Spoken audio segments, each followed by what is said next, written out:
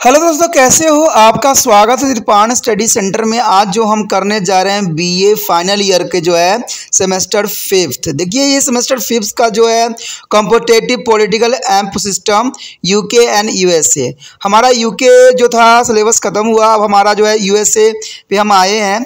यानी ये fifth semester का है, बीए फाइनल ईयर के बच्चे के हैं जिनके उन्होंने पॉलिटिकल साइंस लिया है। आज जो हम करेंगे फर्स्ट चैप्टर करेंगे ठीक है। ये हमारा यूनाइटेड किंगडम ऑफ अमेरिका के विषय में होगा। अमेरिका के संविधान का निर्माण, making of the American constitution, जो कि बहुत काफ़ी इंपॉर्टेंट चैप्टर है। इसमें हम अमेरिका के संविधान के विषय में जानेंगे कि वहाँ पर किस प्रकार के रूल रेगुलेशन अपनाए जाते हैं और अपने जो है अर्थव्यवस्था को कैसे मजबूत करते हैं, और इसमें जो है पॉलिटिकल पार्टी की अपनी क्या विशेषता होती है। लेकिन ये सब करेंगे तब करेंगे जब हम चैप्टर स्टार्ट करेंगे। लेकिन चैप्टर स्टार्ट करने से पहले एक बात जो मैं हमेशा कहता हूँ, जिसको आपको सोचना भी चाहिए, विचार भी करना चाहिए और अमल भी करना चाहिए, वो ये कि जब भी वीडियो देखिए पूरा देखिए, क्योंकि अधूरा जानकारी सदैव खतरनाक होता है। साथ में एक इंपॉर्टेंट बात ये भी रहता है, अगर आप पहली बार वीडियो देख रहे हो तो लाइक शेयर सब्सक्राइब करना मत भूलना। क्योंकि दोस्तों लाइक कीजिएगा तो बनाने वाले का मनोबल बढ़ता है, सब्सक्राइब कीजिएगा तो इससे ये होता है कि जब भी मैं कोई वीडियो डालूंगा उसका नोटिफिकेशन आपको समय रहते मिल जाएगा। और देखिए, शेयर का मतलब ये होता है कि आपके थ्रू ना जाने किन बच्चों को हेल्प मिल जाए, ये आप भी नहीं जानोगे। इसलिए जो है आप शेयर जरूर करो, ठीक है। व्हाट्सएप स्टेटस पे भी लगाओ। दोस्तों एनएसएस सेंटर जो कई मानने में बहुत से बच्चों के लिए हेल्पफुल है, चाहे वो 8th क्लास हो, 9th 10th 11th 12th हो, चाहे वो NIOS बोर्ड के बच्चे हों, ठीक है, चाहे BA MA के बच्चे हो, सभी क्लासों के लिए कुछ ना कुछ जो है त्रिपाण सेंटर में उपलब्ध है। तो इसलिए आपके लिए जरूरी है कि आप सब्सक्राइब करके इसको चैनल को जो है सेव कर लो, नहीं तो बाद में अगर रिसर्च करोगे तो शायद आपको ये चैनल प्राप्त ना हो। तो इसलिए सोचना नहीं, विचार नहीं करना है, सब्सक्राइब करके जो है अपने पास सेव करना है। दोस्तों ये तो बात था आपके लिए, लेकिन अब देखते हैं हमारा आज टॉपिक क्या है।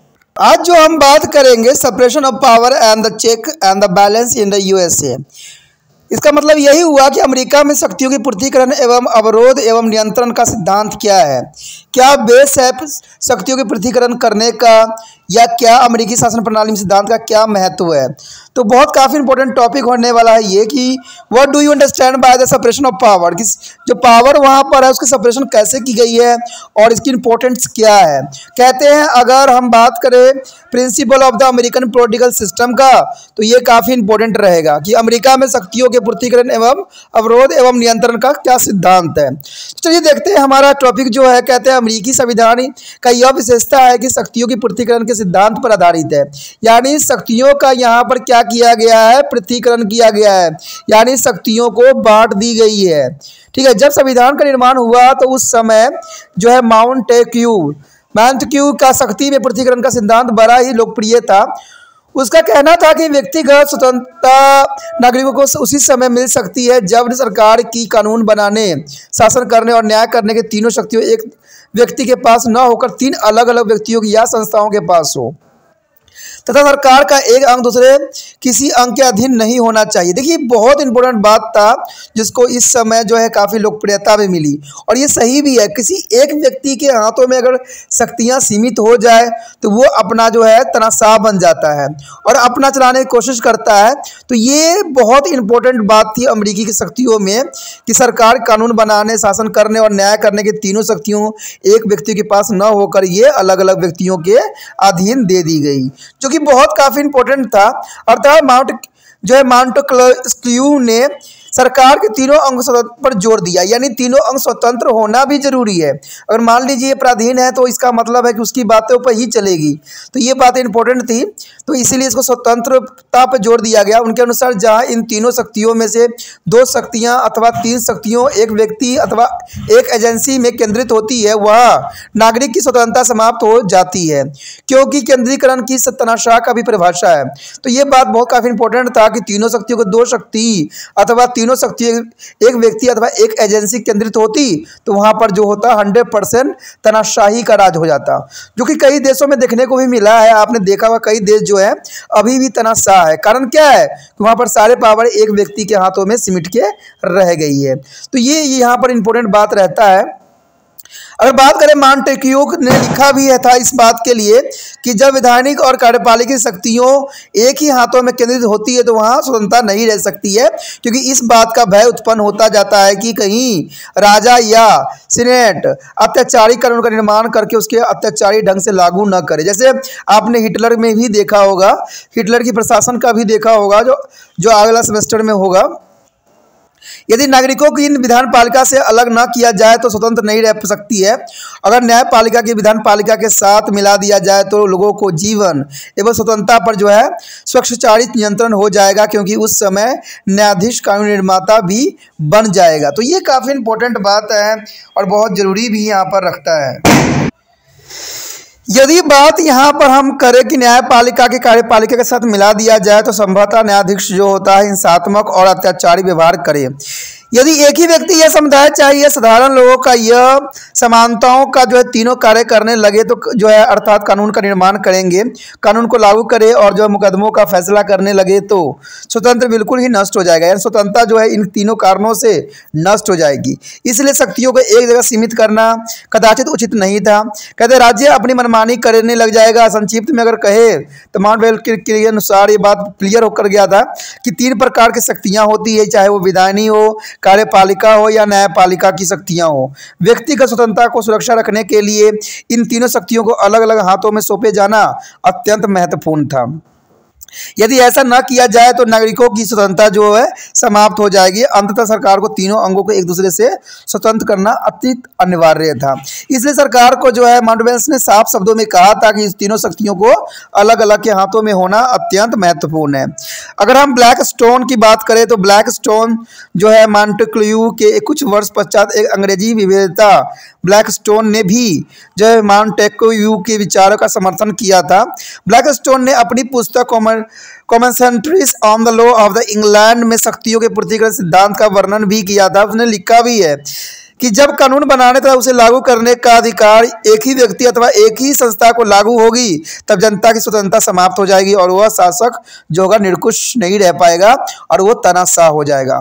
तो ये बहुत काफ़ी इंपॉर्टेंट बात यहाँ पर जो रखा था, ठीक है, मॉन्टेक्यू ने, ठीक है, जिससे काफ़ी प्रभावित होकर ब्लैक स्टोन ने इस बात को प्रतिपादित किया था और समझाने की कोशिश किया था।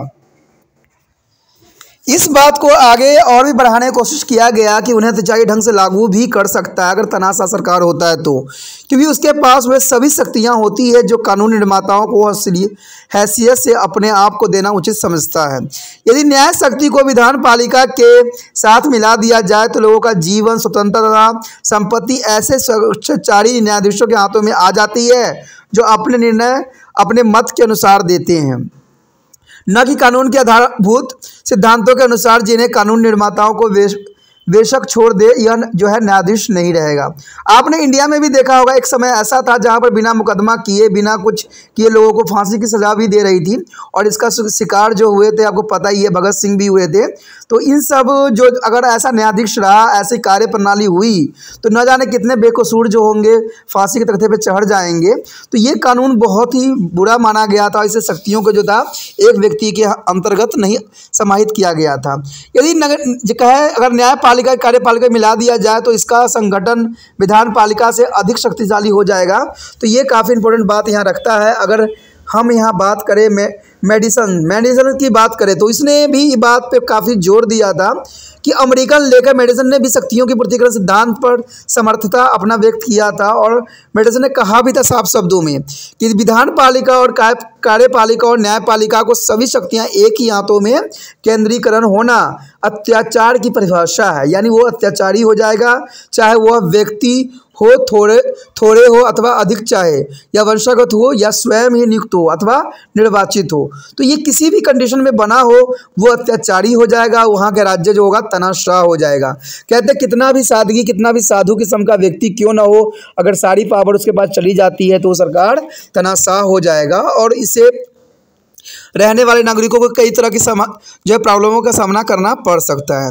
अगर संक्षेप में हम करें तो टेक्सक्यू या ब्लैकस्टोन या मेडिसन के विचारों के अनुसार व्यक्तिगत स्वतंत्रता को सुरक्षा रखने के लिए यह आवश्यक है कि सरकार को तीनों अंग जो है, चाहे वो विधान पालिका हो, कार्यपालिका हो या न्यायपालिका हो, अपने अपने क्षेत्रों में सीमित होकर कार्य करें और दूसरे के विभागों में हस्तक्षेप न करें।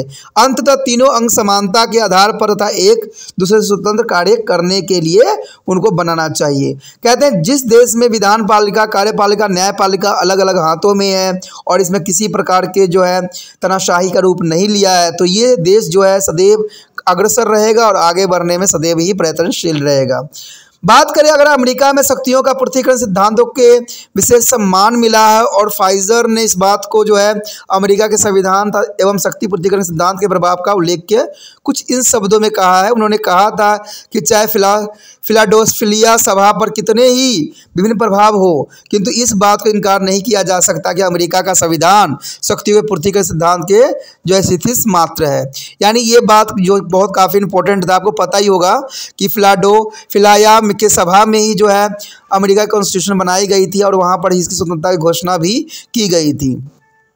अगर बात करें हम बेयरडस के शब्दों में, तो उसने साफ शब्दों में ये बात जाहिर किया था और कहा भी था कि यहाँ पर जो शक्ति के पूर्तिकरण का सिद्धांत अमेरिकन शासन प्रणाली की प्राथमिक विशेषता होती है और सरकार एवं राजनीतिक व्यवहारों को सदैव प्रतीक है। यानी the principle of the separation of powers indeed a primary features of American government and is constantly made a manifest in their practice of the government and politics. There is the most important theory for readers is given here.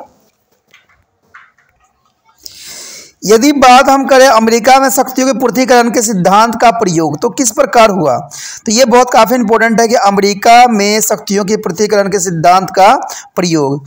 तो देखिए इसमें application of the theory of the separation of power in USA तो बहुत काफ़ी important है। ऐसे कुछ point हैं जिसको आपको जानना चाहिए और समझने की कोशिश भी करना चाहिए। कहते हैं अगर बात करें यहाँ वैधानिक शक्तियों कांग्रेस के पास है, देखिए यहाँ पर इंपॉर्टेंट बात आ गया है कि वैधानिक शक्तियों जो है कांग्रेस के पास है, यानी legislative power with their Congress. संविधान के अनुच्छेद 1 में कहा गया है कि सर्वैधानिक शक्तियाँ कांग्रेस के पास है और आध्यात्मक शासन प्रणाली होने के कारण जो है कांग्रेस राष्ट्रपति से स्वतंत्र है और इंग्लैंड में प्रधानमंत्री कॉमन सदन के भंग कर सकता है, परंतु अमेरिकन राष्ट्रपति कांग्रेस के किसी सदन को भंग नहीं कर सकता है। सदनों के अधिवेशन भी जो है सदनों के इच्छानुसार ही बुलाए जाएं, न कि राष्ट्रपति या मंत्रिमंडल के इच्छानुसार। अब देखिए यहाँ पर जो है अमेरिका के लिए बहुत बड़ी विडंबना है कि यहाँ वैधानिक शक्तियों जो है कांग्रेस के पास में है, तो कांग्रेस चाहे जीते चाहे हारे इससे कोई सवाल प्रश्न चिन्ह नहीं उठता है, सिर्फ उसको काम है वहाँ की कानून व्यवस्था बनाना।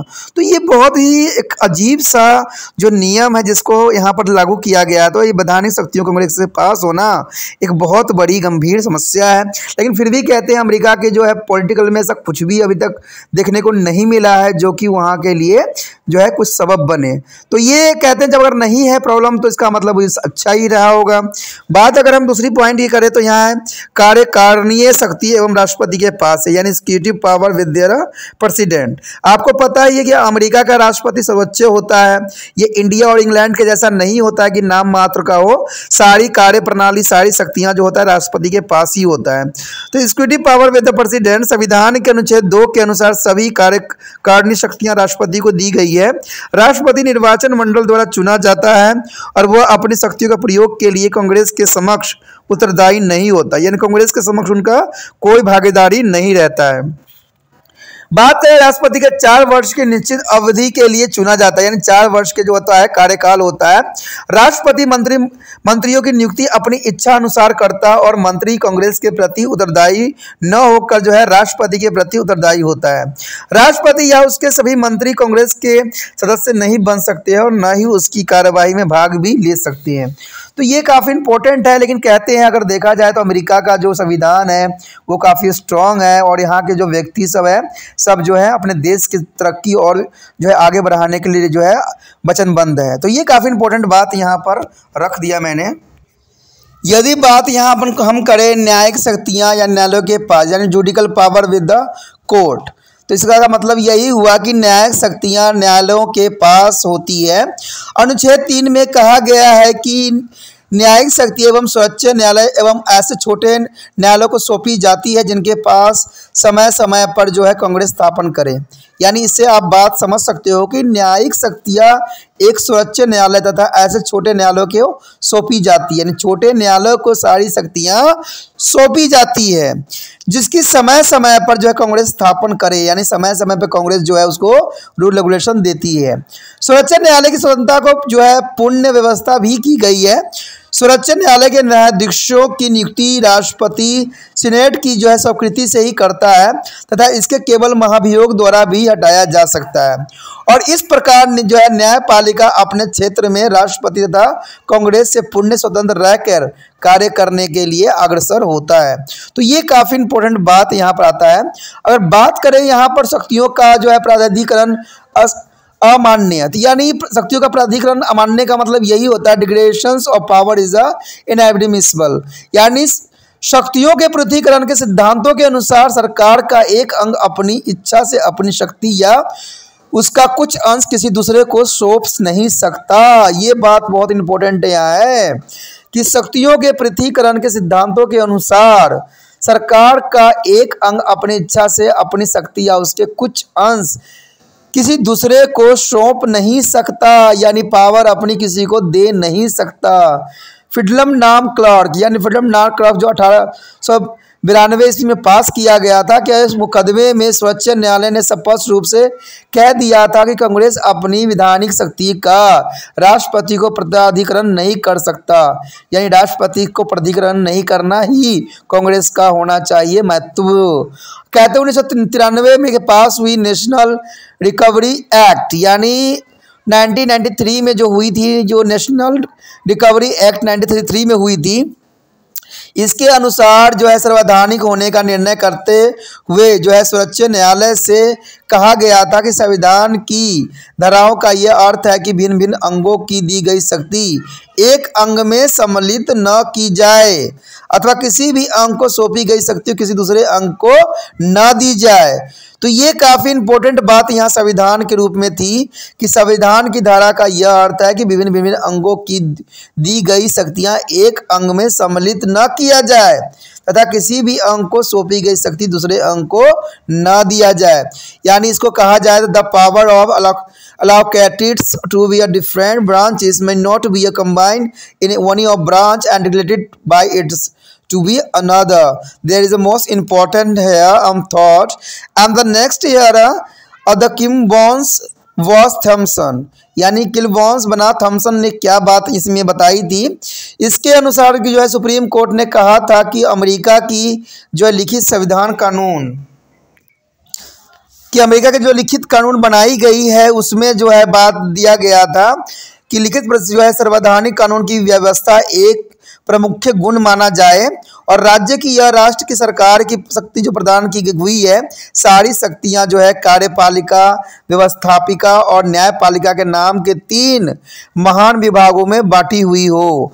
और इस व्यवस्था के सफल क्रियान्वयन के लिए यह भी अनिवार्य है कि किसी विभाग के अधिकारी किसी अन्य विभाग के अधिकारियों को अधिकारों पर आघात नहीं करेंगे, वरना अपनी ही द्वारा निर्मित कानून के द्वारा प्रत्येक अपने अपने विभाग तक सीमित रहेगा और दूसरे किसी पर जो है आघात नहीं करेगा। इसमें डॉक्टर फाइनर ने भी बोला था कि यह भी विचार है कि अमेरिका का संविधान जानबूझकर एवं प्रयास करके शक्तियों के पूर्तिकरण पर एक जो है विस्तृत निबंध बनाया गया था और यह जो है संविधान इस सिद्धांत पर चलने वाला विश्व में सबसे अधिक महत्वपूर्ण प्रलेख होगा।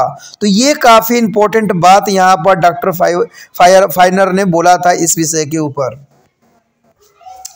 उसके बाद पश्चात अपवाद एवं परिवर्तन यानी एक्सपेंशन एंड मॉडिफिकेशन। तो इसमें साफ बात यही बताई गई थी कि पहला तो यही कि परिवर्तन की आवश्यकता यानी नीड ऑफ मॉडिफिकेशन। इसमें निसंदेह कोई व्यक्तिगत स्वतंत्रता के लिए शक्तियों के पृथक्करण का सिद्धांत बड़ा उपयोगी सिद्ध है, परंतु इस सिद्धांत के अपने अवगुण भी देखे गए हैं। अब बात करें इसके अवगुण के, तो जिस कारण इस सिद्धांत को एक पूर्ण रूप लागू नहीं किया जा सकता है। अमेरिका में भी सिद्धांत में परिवर्तन करके लागू किया जाता है, यानी अमेरिका में भी इसको मॉडिफिकेशन करके ही इसको लागू किया जाने की प्रावधान है।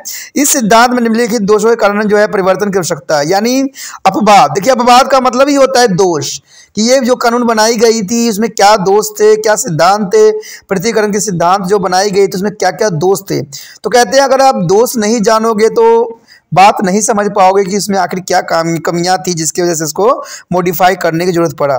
तो पहला तो यही था कि आपसी गतिरोध, यानी आपसी गतिरोध म्यूचुअल जो डी ब्लॉक्स शक्ति पृथ्वीकरण के सिद्धांत के अनुसार कार्यपालिका और विधान पालिका में कोई संबंध नहीं रहता है। यानी इसमें अगर देखा जाए तो कार्यपालिका और विधान पालिका में कोई संबंध नहीं रहता है और दोनों अंगों में जो है सहयोग की स्थापना पर प्रायः जो है गतिरोध उत्पन्न हो जाते हैं, क्योंकि दोनों अंगों में हर प्रकार का आदान प्रदान का अभाव होता है।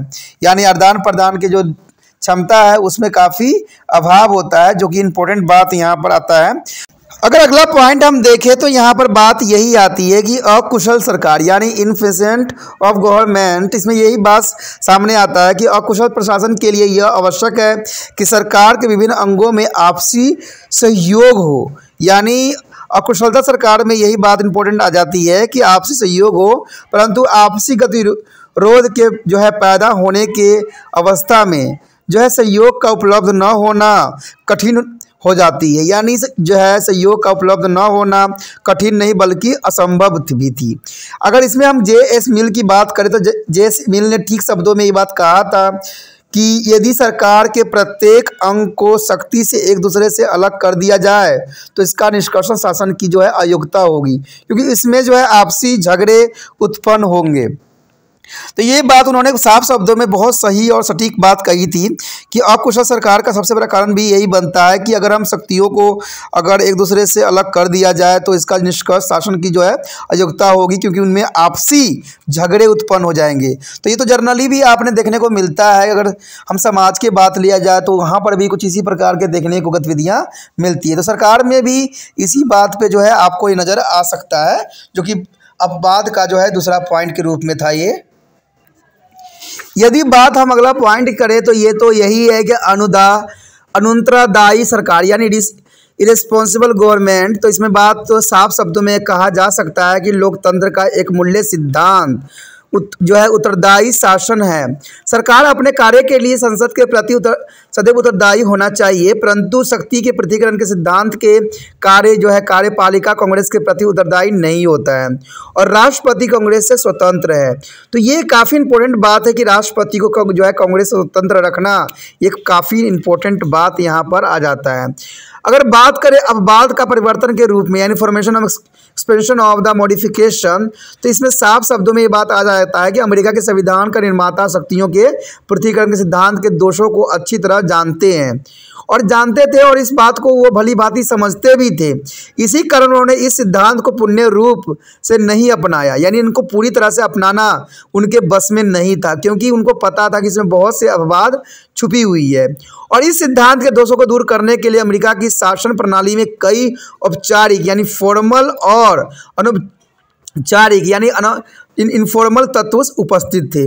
तो ये बात उन्होंने पहले ही भली भांति समझ गए थे और उन्होंने इसको भांप भी लिए थे कि इसमें फॉर्मल इनफॉर्मल तत्व जो है उपस्थित जरूर रहेगा। तो ये तो सच्चाई भी है, अगर कोई चीज़ बनाई जाती है तो उसमें जो है आपको अच्छी और बुरी बात देखने को जरूर मिलेगा।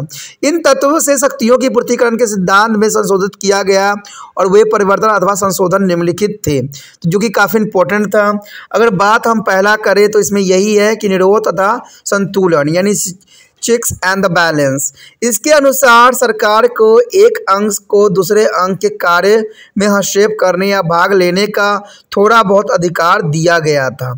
यानी इसके अनुसार देखा जाए तो कुछ अंगों को जो है सरकार का हस्तक्षेप करने या भाग लेने का अधिकार दिया गया था।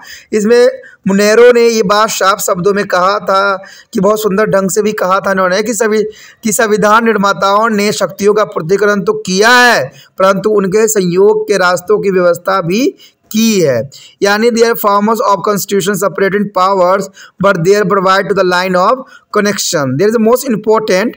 एंड इस प्रणाली को जो है अमेरिकन संविधान के ढंग से अपनाया गया। तो इसे कुछ बात है जिसमें 3 पॉइंटों में इसको कन्वर्ट किया गया है। चलिए देखते हैं कौन कौन से पॉइंट हैं। इसमें पहली बात तो यही आता है कांग्रेस पर प्रतिबंध, यानी check on their Congress. Congress को कानून बनाने का अधिकार है। देखिए, कांग्रेस को कानून बनाने का अधिकार है, परंतु कांग्रेस की कानून बनाने की शक्ति असीमित नहीं है, यानी असीमित नहीं है। कांग्रेस की कानून बनाने की शक्ति पर जो है राष्ट्रपति न्यायपालिका की ओर से प्रतिबंध है, यानी न्यायपालिका की ओर से प्रतिबंधित है। और कांग्रेस के द्वारा पास बिल राष्ट्रपति को हस्ताक्षरों के बिना कानून नहीं बन सकता। तो ये सारे चीज़ों को जोड़ दिया गया है यहाँ पर। कांग्रेस के द्वारा पास बिल राष्ट्रपति के हस्ताक्षर के बिना कानून नहीं बन सकते हैं, यानी राष्ट्रपति को जो निषेध अधिकार प्राप्त है, निषेध अधिकार प्राप्त होने के कारण और कई बार तो यह अधिकार अंतिम भी हो जाती है। तो ये बहुत काफ़ी इंपॉर्टेंट बात है यहाँ पर। इसी तरह अगर देखा जाए तो सर्वोच्च न्यायालय कांग्रेस द्वारा पास किए गए किसी भी कानून का संविधान के विरोध घोषित करके रद्द भी कर सकता है, और इस प्रकार कांग्रेस को कानून निर्माण की शक्ति पुण्य एवं निरंकुश नहीं है। तो ये बात काफ़ी इंपॉर्टेंट यहाँ पर आ जाता है। अगर बात करें हम राष्ट्रपति पर प्रतिबंध, देखिए राष्ट्रपति पर भी प्रतिबंध लगाए गए हैं। And check on the president, देखिए check on the Congress, Congress पे भी लगाई गई है। तो उसी प्रकार से प्रेसिडेंट पे भी लगाया गया कि प्रेसिडेंट अपना मनमाना ना करे, चाहे कांग्रेस भी अपना मनमानी ना करे।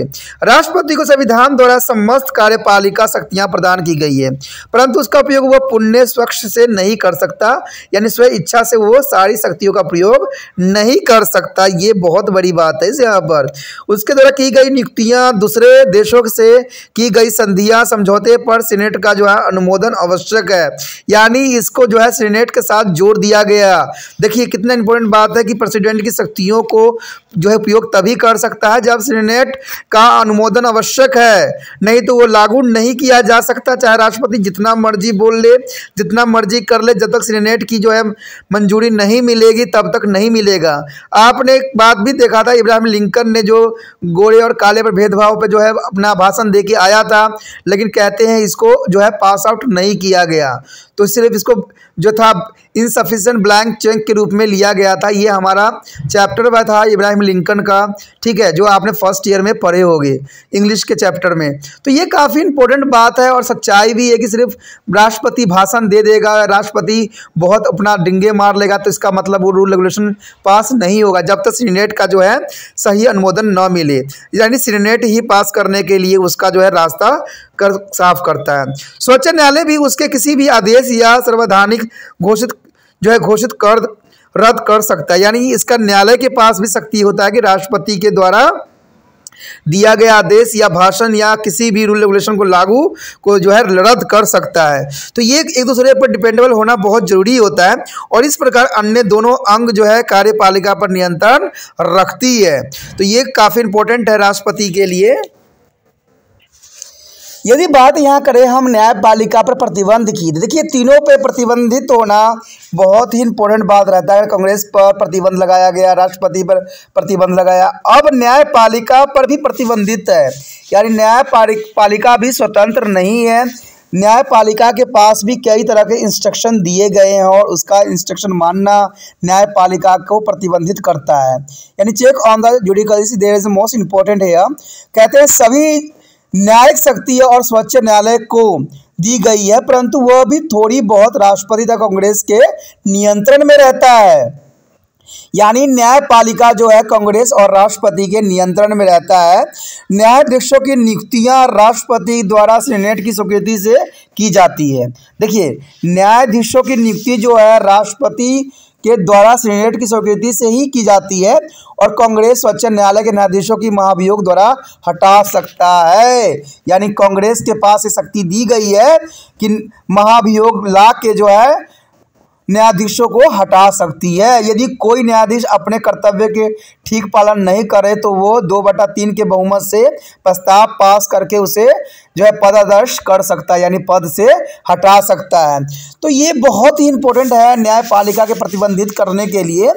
अगर विडस की बात से देखें, विदर्भ दोहराई उचित ही होगा। उन्होंने साफ शब्दों में ये बात कही थी कि यह स्पष्ट है कि निरोध तथा संतुलन और पृथक्करण के जुड़वे जो है सिद्धांत अमेरिका की राजनीतिक प्रणाली के ऊपर से लेकर नीचे तक व्याप्त है। यानी it is there for the avail there is the twines of principle of separation and the check and the balance run through their political system of the USA from top of bottom. अगर बात हम करें राजनीतिक दल की यानी political party की, तो आजकल के युग में किसी भी शासन प्रणाली, विशेष तौर पर प्रजातंत्र देश में का राजनीतिक जो है दलों के बिना चलना असंभव ही है। राजनीतिक दलों के प्रभाव का छाप जो है कार्यपालिका और विधान पालिका के अंगों पर स्पष्ट दिखाई पड़ती है। इसी तरह अमेरिका का राष्ट्रपति और कांग्रेस इस प्रभाव से मुक्त नहीं है हो सकते। राष्ट्रपति अपने दल के सदस्यों द्वारा जो है कांग्रेस के कार्यों पर जो है प्रभाव डालता है और इसी तरह जो है कांग्रेस के सदस्य अपने दल के द्वारा राष्ट्रपति पर।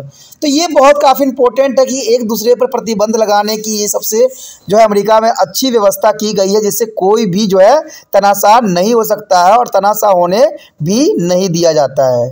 यदि बात करें हम आपातकाल की यानी इमरजेंसी की, तो ये भी बहुत इंपॉर्टेंट पावर में से माना गया है। अगर अमेरिका की शासन प्रणाली की प्रचलन इस बात को सिद्ध भी करता है कि जब कभी भी देश का संकट या आपातकाल आया तो वहाँ की कांग्रेस ने राष्ट्रपति को राष्ट्र का एक शक्तिशाली नेता बनाने के उद्देश्य से उसे बहुत विस्तृत शक्तियाँ प्रदान की गई।